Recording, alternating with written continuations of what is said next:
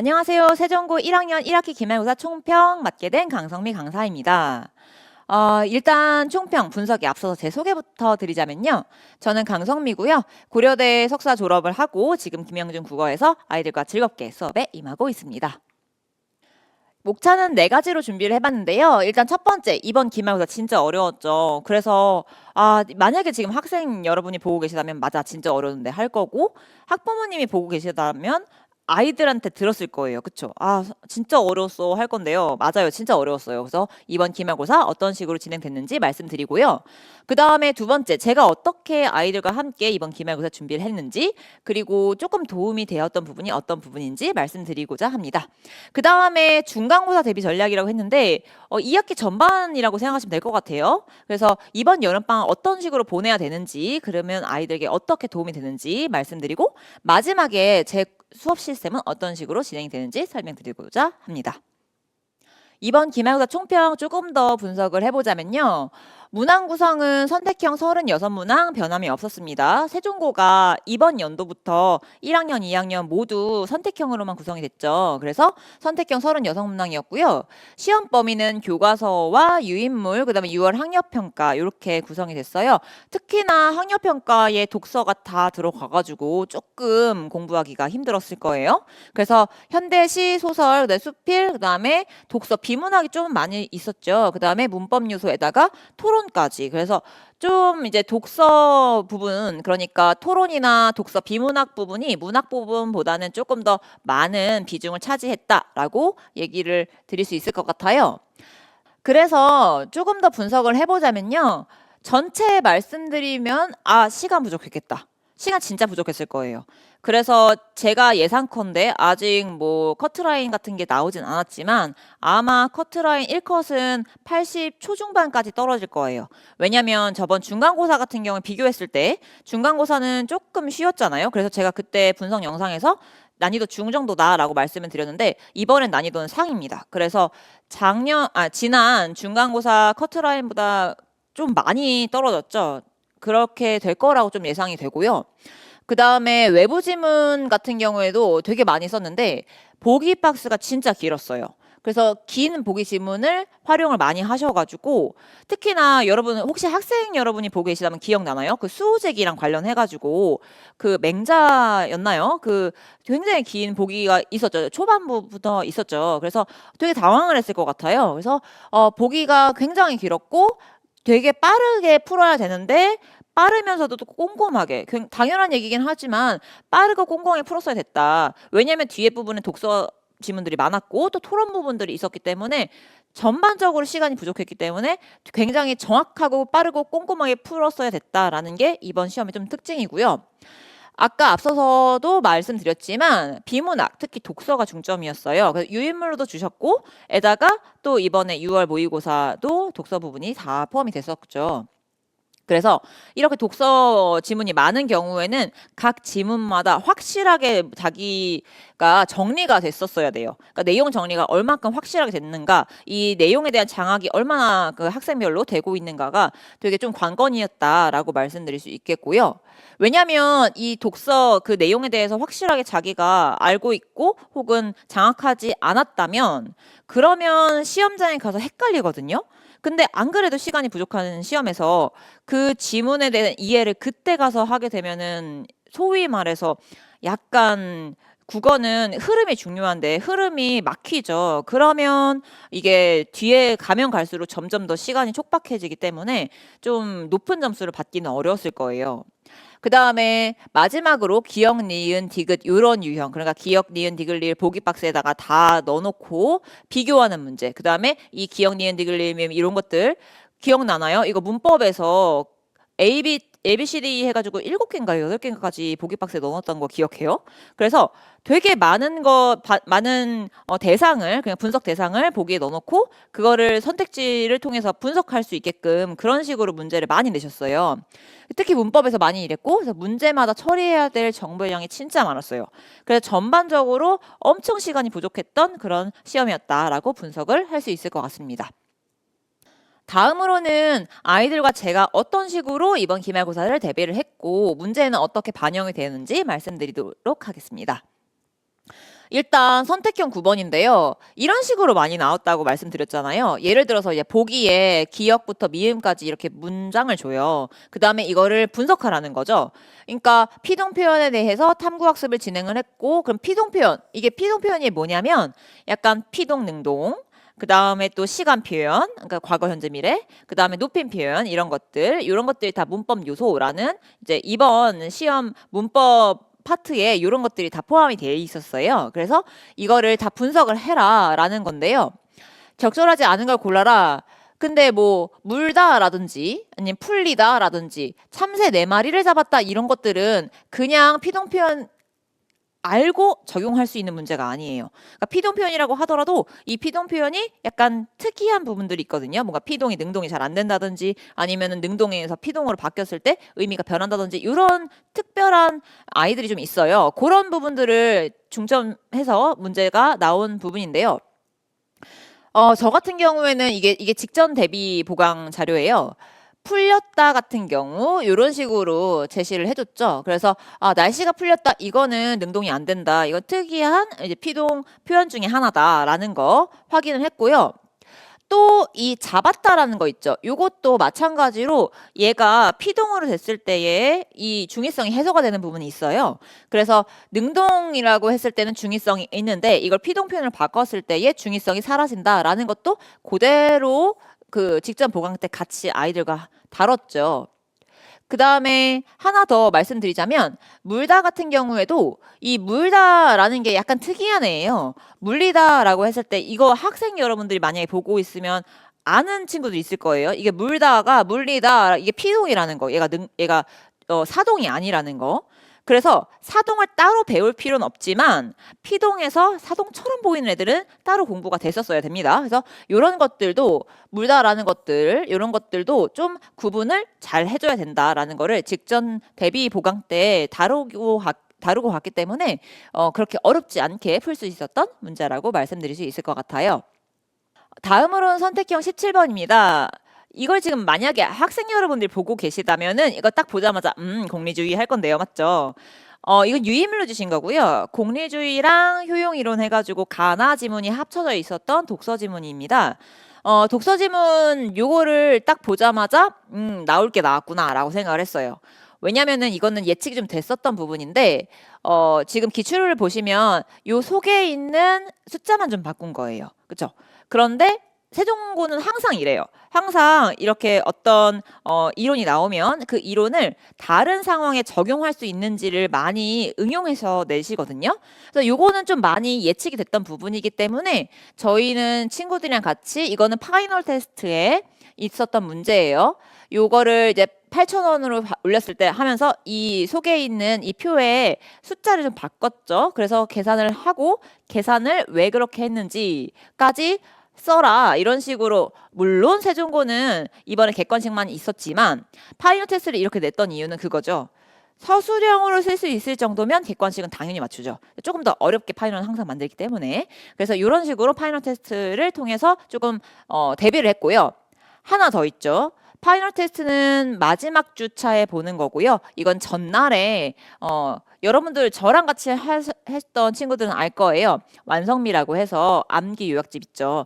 암기 요약집에서는 이거 어떻게 계산을 해야 되는지 다 적어놨어요. 요거는 제가 일부러 요 속에 있는 숫자들은 안 바꿨던 거죠. 그래서 이렇게 숫자가 배열이 되어 있을 때 이거를 어떤 식으로 우리가 계산을 할 수 있는지 하나하나 설명을 다 해줬어요. 그래서 이게 응용이 돼서 만약에 문제에 나온다면 우리가 풀 수 있게끔. 그래서 예상했던 그대로 잘 이제 응용하셔서 내셨고요. 그래서 그거에 대해서 금방 풀 수 있었던 그런 문제라고 말씀드릴 수 있겠습니다. 이렇게 이번에 기말고사가 이렇게 어렵게 나왔는데 그러면 이번 2학기 때 중간 기말 어떻게 될까?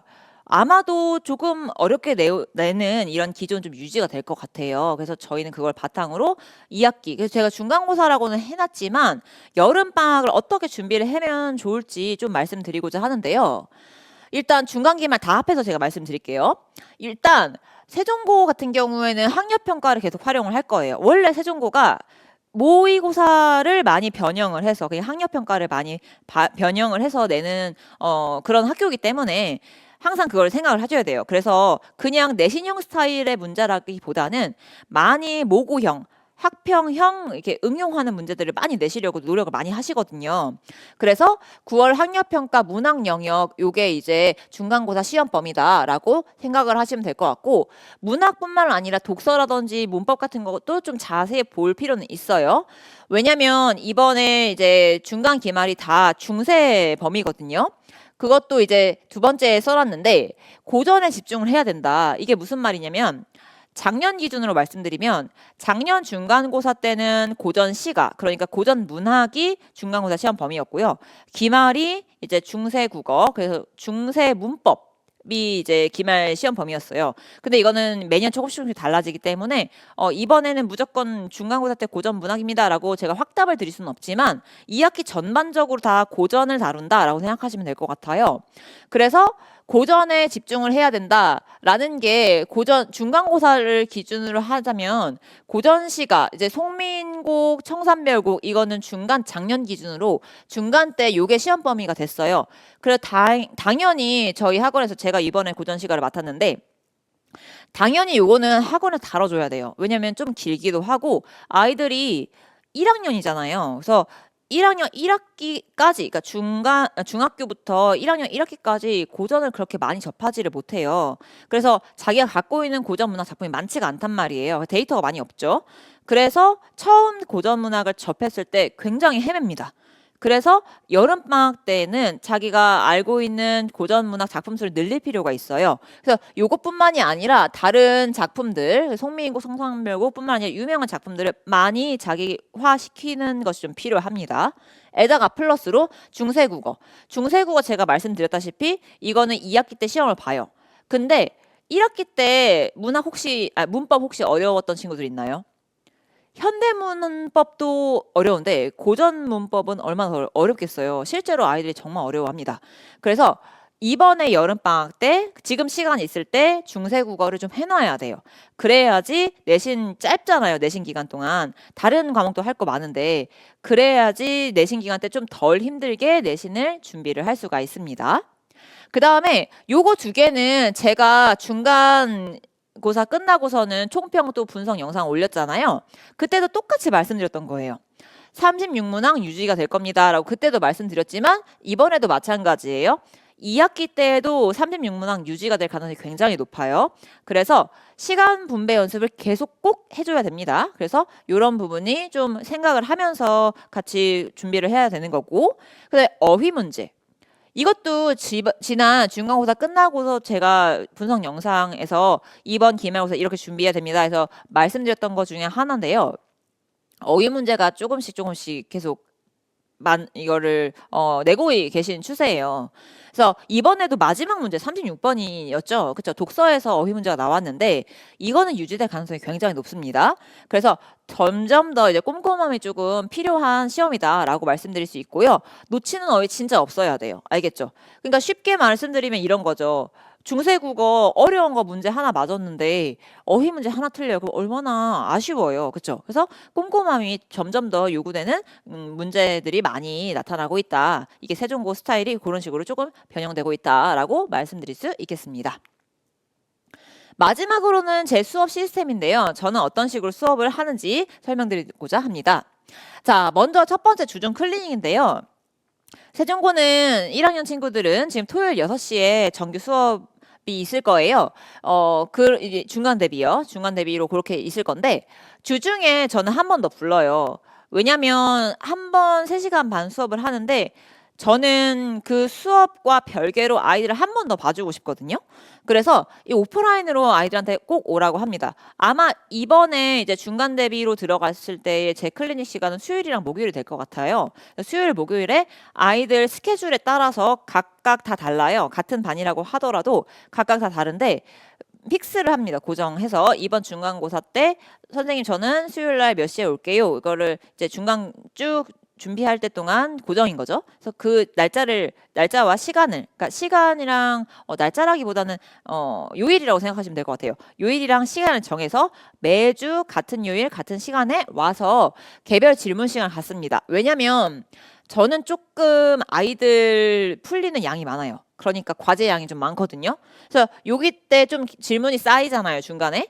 중간에 한번 제가 질문 좀 해소를 해주고, 그 다음에 암기 테스트가 있어야 돼요. 특히나 고전 같은 경우에는 아이들이 해석을 진짜 못해요. 해석도 약간, 이해했어요? 이렇게 들어가는 경우가 있는데, 그러면은 많이 틀려요. 그렇게 하면은 구멍이 생기기 때문에 그러면 안 되고, 확실하게 정확하게 이해를 해야 되기 때문에 암기 테스트는 반드시 치러야 됩니다. 두 번째, 풍부한 연습 문제인데요. 연습 문제 저는 많이 쓰는 게 항상 말씀드리는데 기출 문제를 좀 많이 푸는 편이에요. 왜냐면은 평가원 문제도 마찬가지고요. 세종고니까 특히 그렇죠. 선생님께서 다 평가원 문제를 많이 활용을 하시기 때문에 강남권 기출 혹은 전국 기출 이렇게 선생님들께서 학교 선생님들께서 만드신 문제가 그래도 저는 퀄리티가 괜찮다고 생각을 해요. 시중에 그냥 일반 문제들보다요. 그래서 아이들한테 요거를 좀 더 많이 풀리는 편이고 그래서 이 문제 연습 양이 좀 많기 때문에 또 아무 문제나 주는 것이 아니고 질 높은 문제를 주는 거기 때문에 밀리지 않게 하는 것이 좀 중요하겠죠. 그래서 연습 양이 많다, 과제량이 많다라고 생각해 주시면 좋을 것 같아요. 그 다음에 세 번째 파이널 테스트인데요. 이거는 제가 앞서 말씀드렸다시피 파이널 테스트에 제가 이렇게 봤잖아요 라고 잠깐 말씀드렸죠. 직전에 보는 겁니다. 그래서 마지막 주차에 내신 대비 마지막 주차에 진짜 실제 시험이랑 동일하게 치러지는 거고요.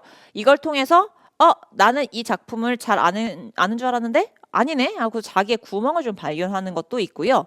그 다음에 제가 항상 세종고 스타일을 반영해서 많이 만들려고 노력을 해요. 그래서 우리 학교 이렇게 나오는데 내가 이런 건 잘 못하네 라는 걸 좀 깨닫고 마지막 마무리를 좀 잘 할 수 있도록 하기 위해서 파이널 테스트를 꼭 치르는 편이고요. 그 다음에 마지막 완성미 요거는 이제 저랑 같이 하는 친구들 다 알 거예요. 제가 직전 보강 잡잖아요. 직전 보강 때 핵심 요약집을 아이들에게 제공을 하는데 진짜 암기하라고 주는 거예요. 엑기스들만 모아서 준다고 생각하시면 될 것 같아요. 그 암기집 이름이 완성미입니다. 제가 강성미이기 때문에 그렇죠? 그래서 완성미라고 지었는데 그래서 저 완성미를 통해서 이거는 전날에 주는 거기 때문에 외워라 라고 주는 거예요. 그래서 너가 이 부분에서 이 작품에선 이게 중요한데 너 이거 몰라? 그럼 이거 외워야 돼. 전날이니까요. 이해하는 시간이 아니고 암기하는 시간이죠. 그래서 이렇게 완성미까지 해서 제 수업이 마무리가 되겠습니다. 다음으로는 예시 샘플 자료라고 생각하시면 될 것 같은데 필기 자료를 줍니다. 그래서 이 필기 자료는 당연히 제 수업에서 중요하다고 생각했던 제 필기에다가 플러스로 학교 선생님들이 중요하다고 생각하시는 그 내용들 있잖아요. 학교 필기도 다 반영을 합니다. 왜냐면 학교 수업이랑 학원 수업은 따로 가면은 저는 안 된다고 생각을 하는 주의라서 그래서 학교 선생님들께서 중요하다고 생각하시는 거 제가 중요하다고 생각하는 걸 다 합해서 제가 열심히 정성스럽게 제 손필기를 제가 직접 합니다. 그래서 이름도 있어요. 정성미라고 있어요. 그래서 정성미와 완성미 두 개를 바탕으로 아이들 수업을 진행을 하는데 그래서 필기 자료도 제공을 예쁘게 하나의 책으로 만들어서 제공을 하고 있고요. 그 다음에 복습 테스트. 복습 테스트는 매주 치러지고요. 재시험이 있습니다. 재시험은 이제 주중에 클리닉 때 와가지고 재시험이 치러지게 되는 거고요. 교과서 암기. 제가 항상 늘 강조하는데 국어를 약간 이해의 측면으로 생각을 하시는 분들이 있어요. 혹은 아이들도 마찬가지로 국어는 이해하면 되지. 물론 이해 중요하죠. 근데 암기해야 되는 부분도 있거든요. 이거는 내신이잖아요. 그래서 암기 테스트를 꼭 보는 편입니다. 이것도 마찬가지로 주중에 클릭 때 와서 치러지게 되고요. 완성미, 이건 제가 앞서 몇 번 말씀드렸다시피 진짜 엑기스들만 모아서 제가 정말 할 때마다 너무 힘들어요. 하지만 제가 힘든 만큼 아이들이 굉장히 좋아하는 자료이기 때문에 마지막 직전 보강 자료로 완성미 같이 만들어서 제공을 하고 있고요. 기본서랑 문제집인데요. 기본서는 요거는 한 번 나눠주는 거예요. 그래서 요거를 가지고 계속 필기할 거 필기하고 계속 수업에 참여할 때 요걸 바탕으로 수업에 참여하면 되는 거고요. 과제집은 매주 새롭게 나갑니다. 1주차, 2주차, 3주차마다 과제집이 새롭게 나가고요. 그래서 풀어야 될 양이 좀 있어요. 그래서 과제집 밀리지 않도록 제가 많이 강권하는 편입니다. 마지막으로는 제가 늘 항상 마음속에 담고 있는 제 모토라고나 할까요? 아이들 만났을 때 선생님 저 진짜 국어가 제일 잘한단 말이에요. 제가 그래도 국어가 제일 좋아요. 하게끔, 그래서 국어라는 과목이 다른 과목은 좀 흔들려도 싫다고 하더라도 국어는 즐겁게 내가 자신감 있게 할 수 있는 과목이 되게끔 많이 노력하고 있습니다. 그래서 마지막에 여러분들의 자신감이 될 수 있도록 끝까지 함께 하도록 하겠습니다. 지금까지 경청해 주셔서 감사합니다.